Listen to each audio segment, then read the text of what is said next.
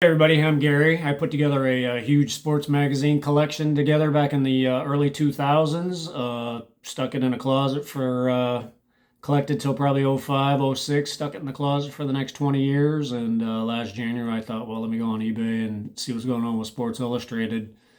And got pretty crazy with the whole grading thing and that Michael Jordan issue going for $126,000.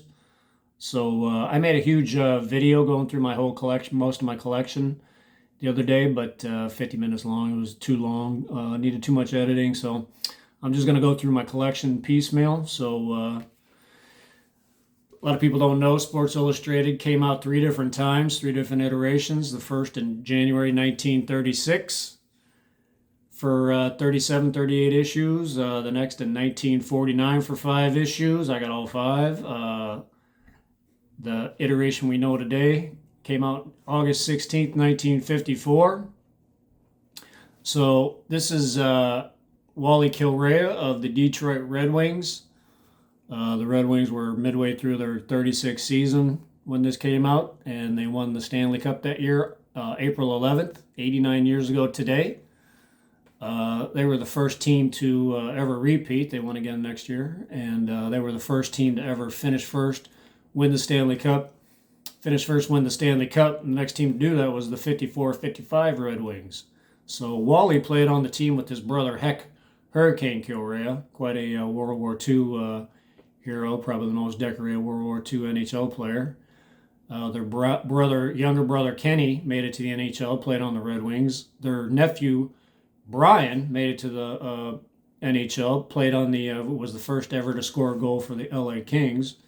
He went on to coach the Ottawa 67s, was the winningest minor league hockey coach of all time.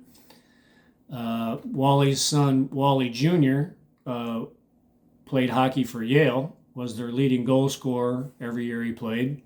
So the Kilreas have quite a hockey family. So a gentleman named Stuart Sheftel started this magazine. He was the grandson of Ida and Isidore Strauss, owner of Macy's department store. And the Strausses went down on the Titanic. Ida, being a woman, could have got on a lifeboat, but she insisted on going down with her husband. And the Strausses are memorialized in all three Titanic movies. Every Titanic movie has a little scene with the Strausses. Wally, he had another magazine at the time called Young America, and being the height of the Great Depression, there was a paper shortage, and he had to decide which magazine he wanted to keep afloat. And he let Sports Illustrated lapse. And if you read the book, A History of Sports Illustrated magazine, the franchise, there's a blurb in there talk about how Stewart sold the name to Henry Luce in 1954 for $5,000 and a free year subscription. And this is pretty interesting. If you go to the 35th anniversary SI edition with Muhammad Ali on the cover, and you go to the first page, there's a story about Henry Luce and selling the name to, no, there's a story about Stuart Sheftel selling the name to Henry Luce. And if you notice, that's a magazine with a tennis player on the cover. And that is this magazine here. So this is the second issue. The 1936 Berlin Olympics were ready to kick off, and we had two four-man bobsled teams. One team finished fourth and one team finished sixth. That was the famous Olympics that Jesse Owens killed everybody, humiliated Hitler over in Berlin. So, no particular order. This is so Brad Griffith. He's got a YouTube channel called Sports History and Magazines, and he clued me in that this is Lou Gehrig. I didn't know that. So Brad Griffith, he has a good YouTube channel. Go check him out. Sports History and Magazines.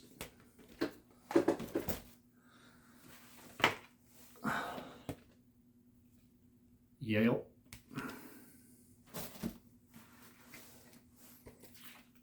Guy fishing. So starting with the second issue, they started calling it Sports Illustrated Combining the American Golfer. So the first Sports Illustrated just says Sports Illustrated. So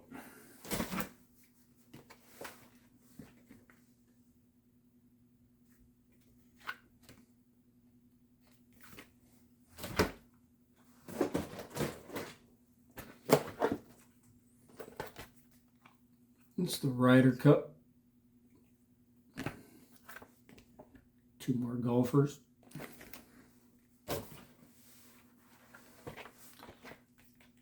Rich guy on his yacht. Dirty old man on a floaty.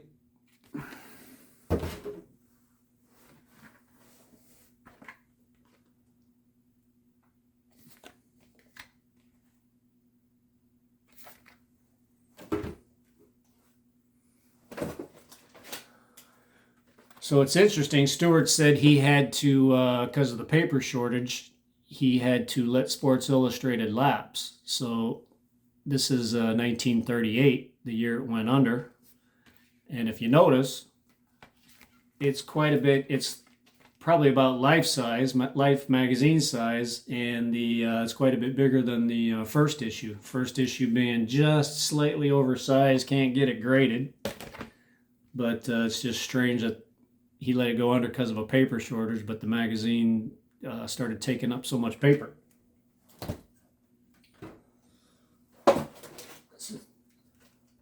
Kennesaw Mountain Landis, first baseball commissioner, famous for booting shoeless Joe Jackson and 7 other White Sox out of baseball.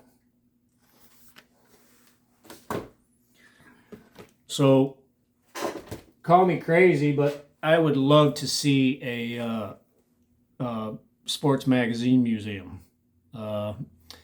If you ever come to St. Petersburg, where I'm at the base of our pier, there's a museum called Little Cooperstown. So a gentleman that grew up in the area. So St. Petersburg has a has a very rich baseball spring training history.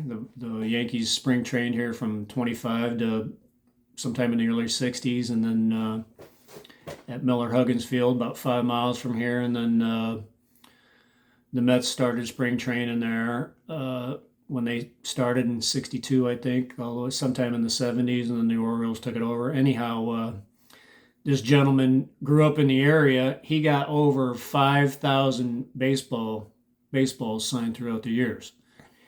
And if you go into this museum, so he had a YouTube video, from what I understand, and some people with rich pockets saw the YouTube video and said, let's start a museum. And so now the museum is at the base of our pier, called Little Cooperstown. Really cool, done up like first class. And he's got several baseballs signed from Babe Ruth. He's got everybody. So St. Petersburg would be the perfect place for a sports magazine museum, right? And, you could get on, think about, so check this out. This is the premiere issue of baseball cards from 1981. 1952 Mantle worth $1,100.